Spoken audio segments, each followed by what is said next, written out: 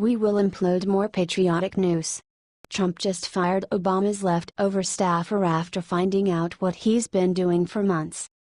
John Kelly made his way to the White House and dropped the hammer on his first day. People hit by this hammer no longer have jobs. That ranges from Anthony Scaramucci, fired, to Obama's leftover Muslim staffer, George Salim, who resigned right before Kelly arrived. Kelly is a retired Marine general, served 3 tours in Iraq, was recently serving as the Secretary of Homeland Security. Kelly's new responsibility is the White House Chief of Staff. Just as Kelly was making his way in, George Salim was making his way out. Salim was in charge of former President Obama's program that attempted to redirect Islamic immigrants away from turning to jihad lifestyles that often lead to violence and mass destruction. That program was listed as countering violent extremism and identified by initials CVE. Started off as a new way to prevent terrorism, but eventually became a huge failure. The concept was to attempt redirection of Muslims to better lifestyles, but to encourage Muslims to report when they notice someone is turning toward evil. The problem with the program was that government kept spending money on it, but it failed to yield results. There was little return on the investment because the Muslim people involved were not reporting the people who turned to jihad. This was evident as attacks continued and no one had any intelligence on the attackers. Had the program been a success, then perhaps the attacks wouldn't have happened. Those attacks include the brutal shooting at Pulse nightclub in Florida and pressure cooker bombings in New Jersey. Any amount of helping information could have prevented either of those attacks, but the Muslim people who were involved simply didn't tell authorities about anything. Of course, it could be that no one knew, but there's usually signs such as weird behaviors and other indicators that allow people to notice that something is off or something isn't right with someone. Salim probably knew the CVE program wasn't serving its purpose and figured he was on his way out. Perhaps he left with dignity as he resigned. Would he have been fired? It's hard to say. Kelly's hard-nosed military experience could have sniffed something strange and fired Salim and cut off all the Muslim contacts, if any, that were left. Kelly may have wanted a clean slate with his outlook on combating terrorism. If any counter-terrorism program had to go, then CVE may have been the first to go. George Salim headed the now-defunct CVE program, which tried to offer federal support and legal autonomy to Islamic political groups if they redirected Islamic immigrants and youths away from Islamic militancy and jihad. His resignation spotlighted Kelly's decision to replace Obama's failed policy with more direct government involvement in Islamic communities. Kelly may use his new White House job to make his anti-jihad strategy a government-wide policy. During his 6 months at the agency, Kelly apparently discarded Obama's CVE plan and has shifted DHS attention and funds away from Islamic groups which wanted to prevent FBI anti-jihad investigations in their Islamic communities. Instead, the funds and attention will go to police groups that are directly assimilating Islamic communities into normal American civic society, without relying on the Islamic political groups, such as the Muslim Public Affairs Council. Kelly's approach does not believe in delivering money to Muslim groups or people, if that's what CVE did, who are not properly cooperating or doing their part. There wasn't a return on investment, or so it seems. Kelly abandoned CVE when stepped into his role at DHS. He thought it was better to provide police forces with the funding and have them work directly with Islamic communities and help with assimilation. It seems like the shift went from a near-secretive relationship with CVE to a more public and involved relationship with communities and police forces. If police and people, of any culture, work together to build community relations, then people typically respect each other more. Communities who work together, thrive together. Muslim people sometimes struggle to thrive in America because they're not used to the different lifestyle and way of life that Americans endure. A perfect example is that women in America are not forced to dress a certain way or do things one way or the other. American women have all the freedom in the country to do whatever they want and dress however they like. Women in the Islamic religion are forced to dress a particular way, which is extremely oppressive to them. Meanwhile, Muslim men can do as they wish and dress as they like. One must ask, how is that fair? Why does a Muslim woman at the beach, In 95-degree heat, have to wear a black garment that covers her from head to toe, while the Muslim man is wearing a comfortable pair of swim shorts and cool sunglasses. It doesn't make sense, and it's definitely oppressive to Muslim women. Kelly looks to be a fine addition to Trump's administration. His version of combating terrorism by building communities might have a longer lasting effect and certainly be more appealing to all involved. There's no reason people can't work together and make America great again.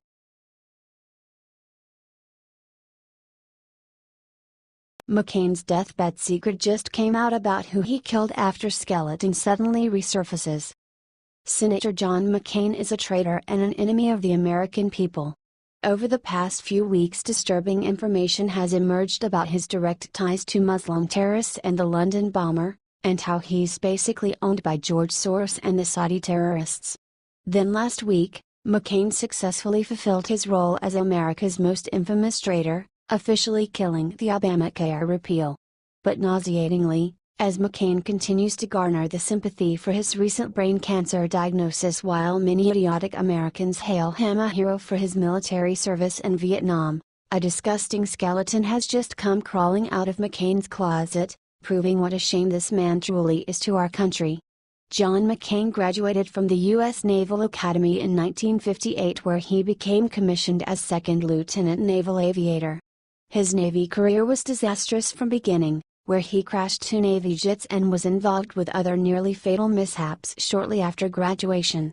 But because his father and grandfather were both 4-star admirals, McCain got preferential treatment, and was able to continue to serve, despite being a horrible pilot. But tragically, McCain's cocky actions as a young pilot while aboard the USS Forrestal aircraft carrier on July 31, 1967 would go on to kill 134 sailors, in a horrifying incident where his involvement was scrubbed from the Navy's official records. John McCain, left, is pictured with his father, Vice Admiral John McCain. McCain Field at Naz Meridian is dedicated to Sen. McCain's grandfather, Admiral John S. McCain. According to eyewitnesses that day, whose accounts were predictably buried by the Navy due to John McCain's familial ties to 2 4-star generals, McCain decided to be a show-off, by doing a wet start of his jet. This reckless maneuver makes fuel build up in the engine before the plane is started. The result is a flame erupting from the tail of the plane, that's accompanied by a startling amount of noise. After McCain started his engine in this manner, the electrical surge of this maneuver subsequently caused the accidental launching of a powerful Zuni rocket across the carrier's deck, that hit 2 other parked planes that were packing 1,000-pound highly explosive bombs. The fire then caused a chain reaction of bombs to detonate, causing explosions that went several decks below. The ensuing explosions nearly sank the 82,000-ton U.S. aircraft carrier, with the fire fatally consuming 134 sailors aboard the Forrestal. The burning platform reported, "This stunt and aftermath caused the death of 134 sailors and seriously injure, blow off arms, legs, cause blindness and burns to another 161 sailors, and took the ship off the battle line for extensive repairs." Any other Navy pilot causing this type of death and destruction, the Navy would have raped him and he would probably still be in the brig. Why not McCain? Well, first, with many powerful connections, this little infraction was covered up by the Navy, our most politically involved, connected service, by the way. As crew members rushed to put out the flames, McCain fled the scene like a coward, going below deck to the pilot's lounge to watch the men fight the fire on a closed-circuit TV as his brothers in arms were consumed by the fire. Truthdig.com reported, whatever the circumstances of the fire's origins, McCain did not stay on deck to help fight the blaze as the men around him did. With the firefighting crew virtually wiped out, men untrained in fighting fires had to pick up the fire hoses, rescue the wounded, or frantically throw bombs and even planes over the ship's side to prevent further tragedy. McCain left them behind and went down to the hangar bay level, where he briefly helped crew members heave some bombs overboard. After that, he went to the pilot's ready room and watched the fire on a television monitor hooked to a camera trained on the deck. It should be noted that the U.S. Navy never pinned blame on anyone for the fire. But given that McCain's dad and grandfather were both four-star admirals, and the cover-up shouldn't come as much of a surprise. McCain has been adamant in the past about keeping his military records sealed, information that would be able to shed light on his personal involvement. The Washington Post reported, controversy has surrounded a series of crashes involving planes piloted by John McCain while serving in the U.S. Navy. In his autobiography, the Republican presidential candidate maintained that a couple of the accidents were caused by engine failure. But an official investigation by the Naval Aviation Safety Center makes clear that the first accident, in March 1960, was caused exclusively by pilot error. During the course of his flying career with the U.S. Navy, John McCain was involved in at least 5 major mishaps or crashes involving his plane. The most dramatic incidents occurred in 1967. He barely escaped with his life after a missile exploded aboard an aircraft carrier, the USS Forrestal, in July of that year, killing 134 of his fellow crew members. In October, McCain was shot down over Vietnam by a surface-to-air missile. Mystery has surrounded the precise circumstances of the 3 earlier incidents, and particularly an accident on March 12, 1960, while McCain was still in flight school at Corpus Christi in Texas. The McCain campaign has either ignored or failed to respond to requests by the Washington Post and other news organizations for the release of the candidate's full military records, which could shed light on the accident and the pilot's personal involvement. The official Navy report into the Corpus Christi accident on March 12, 1960, concludes that the AD-6 Skyraider trainer crashed because McCain failed to maintain an airspeed above the stall speed. It attributed the accident to the preoccupation of the pilot coupled with a power setting too low to maintain level flight. The single-engine prop plane sank to the bottom of Corpus Christi Bay. McCain was rescued by a helicopter after swimming to the surface. Before this idiot dies and the asinine tributes about his military career ensue, let's all remember what John McCain's legacy truly is. Thanks to his connections to powerful military commanders, not only was his direct involvement in the deaths of 133 of our servicemen buried, but then he was able to go on to become a powerful United States Senator. And we all know McCain's antics at the White House, that are treasonous, at best.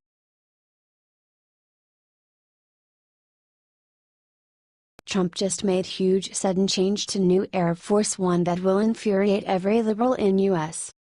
For months, rumors have gone around about what President Donald Trump's new Air Force One would look like. His election win came at a time to renew the contract with Boeing, who builds the important plane. With that negotiation, he gets to decide what changes will be made to customizable aircraft, and there's one he just surprised everyone with that never been done before and will surely infuriate every liberal in America. After much speculation, we're finally finding out what this new airplane is going to look like, with Trump calling the shots. Always one to lead and never one to follow, Trump just pulled out what's probably one of the biggest surprises since becoming president. That's about as unique of a decision, and he is a commander-in-chief, and it couldn't be better played. From the start of the Air Force One contract, Trump went his own way, saying that what Boeing was wanting to charge was out of control at a whopping $4 billion.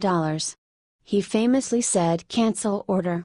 Because of this, which led the contract for the brand new 747 into negotiations. This resulted in a lower cost, but still not where Trump wanted it out of concern for saving the country needed money. What's impressive, is that he's worked hard on this deal and won't even be able to benefit from it, since the aircraft won't be completed until after he's out of office. However, he's leaving his mark anyway with what he's just decided to do. In his ongoing effort to reduce the cost, he came across an ironic opportunity. The Hill reports, the Air Force will reportedly attempt to lower costs on a pair of new presidential planes by buying 2 Boeing 747 jetliners abandoned by a bankrupt Russian airline. Service officials are working through the final stages of coordination to purchase 2 commercial 747-8 aircraft, Air Force spokeswoman Ann Stefanik told Defense One. The deal could be announced as soon as this week, though the Air Force is not expected to release the contract value, according to the report. Officials said the Air Force is getting a good deal on the planes, which are, on average, listed at $386.8 million each. The two planes, which are slated to be altered to become Air Force One presidential aircraft, were originally ordered in 2013 by Russia's second biggest airline Transaero, which went bankrupt in 2015. Boeing flight tested and put the two jets in storage while it searched for a buyer, allowing the Air Force to negotiate a good deal for the planes, sources told Defense One. Considering the left's obsession with allegations of Trump colluding with Russia, this will surely send their witch hunt into overdrive. It's only a matter of time before liberals try to claim that this arrangement was somehow discussed in private meetings between Trump and Russia's leader, Vladimir Putin. This is because they refuse to see it for what it truly is, the first president in 8 years who has been frugal with the budget. In comparison to his predecessor, Trump's presidency is costing the American people far less. Barack Obama's was expensive, to say the least. Our national debt is topped an astonishing $20 trillion by the time he left office, and he's happy to spend taxpayer money on anything, including himself. Obama's annual Christmas vacation to Hawaii with his family in 2015 cost taxpayers nearly $5 million, according to Law News. Trump doesn't even take a presidential salary while he's in the Oval Office, donating the quarterly checks to valuable causes instead.